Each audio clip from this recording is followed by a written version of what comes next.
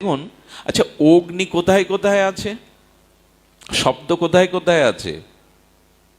শব্দ সবখানেই আছে।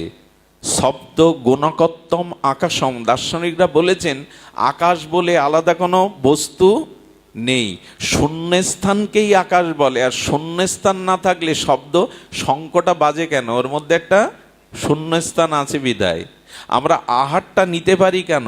ওখানে একটা শূন্যস্থান আছে। তাই আমরা ঘরে বাস করতে পারি কেন? ঘরে একটা শূন্য জায়গা, ওখানে সব ইট কাঠ দিয়ে ভরিয়ে রাখুন, ঘরে যেতে পারবেন? শব্দ গুণকত্তম, শব্দই যার গুণ তাকে বলে আকাশ। শব্দ সবখানে আছে, আছে কি না?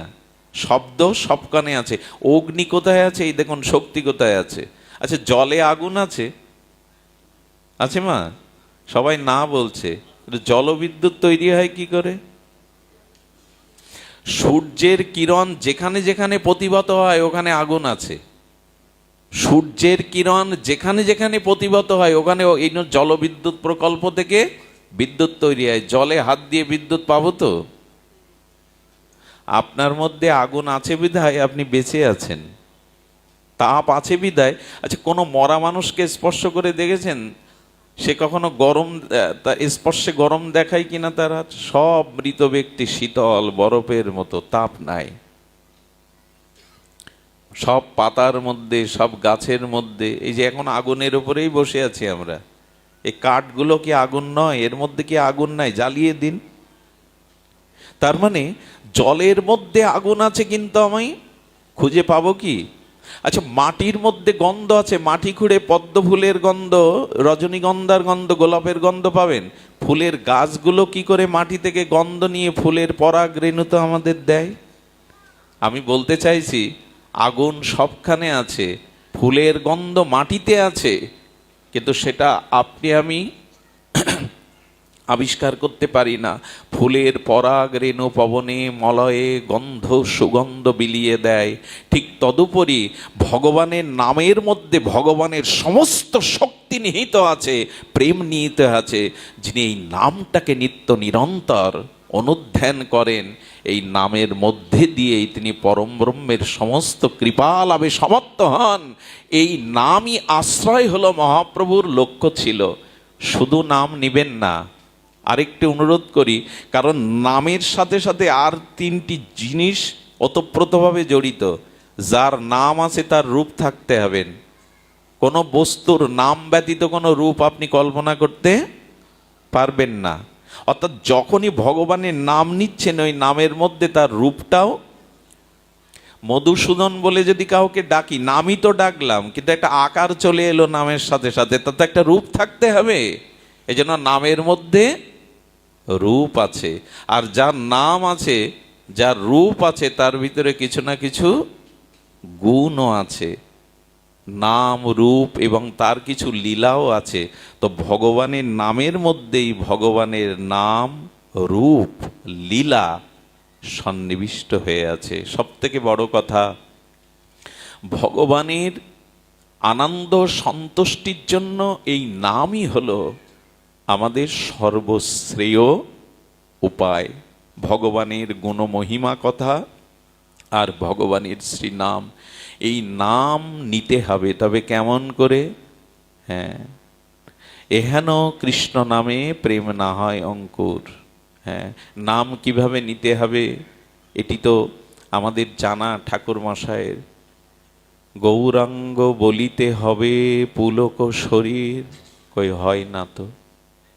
হা, গৌরাঙ্গ বললে তো শরীর পুলকিত হয় না।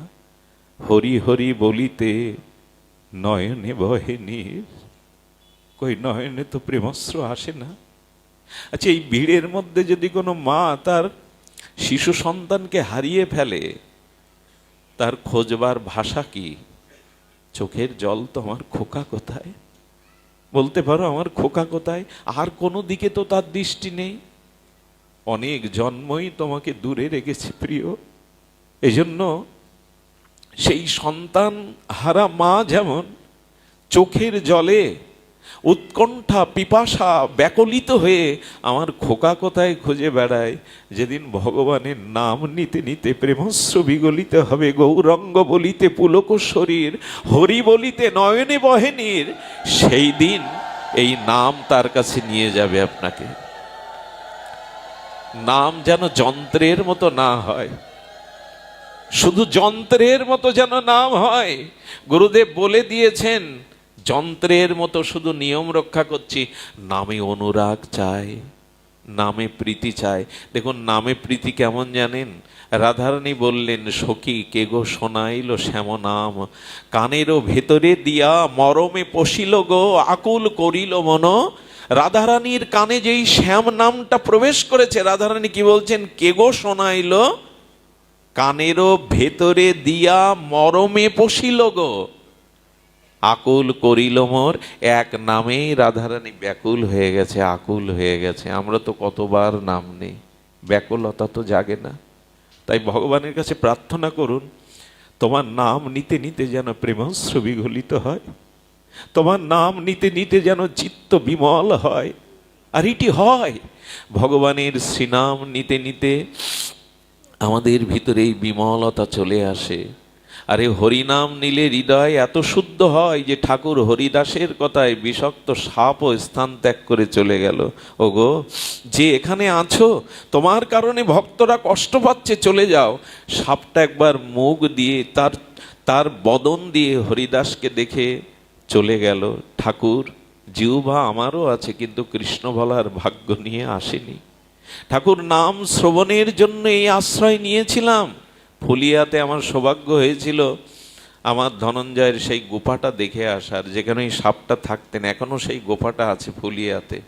ওইখানে ঠাকুরের কথা অবনত মস্তকে চলে গেল। আমার মাঝে মাঝে মনে হয় পৃথিবীর সমস্ত প্রাণীর জিহ্বা আছে, কিন্তু চিৎকার করে তারা কৃষ্ণ বলতে, রাধা বলতে পারে না। ভাগ্যটা যখন আমাকেই দিয়েছেন গোবিন্দ, তখন কেন নামে অলসতা আনবো? অন্য সাধনার এ কলিযুগে বিশেষ প্রয়োজন নাই। জপ তপ তীর্থ পর্যটন, এটা ধ্যান তপস্যা আমাদের জন্য সম্ভব নয়। এই রোগগ্রস্ত অনিত্য কাল কবলিত শরীরে এখানে শুধু হরি কথা আর ভগবানের নামকে আশ্রয় করার কথা মহাপ্রভু বারবার বলেছেন। এক কৃষ্ণ নামে সমস্ত পাপ ক্ষয়, আর কৃষ্ণ নাম লইতে প্রেমের উপচায়।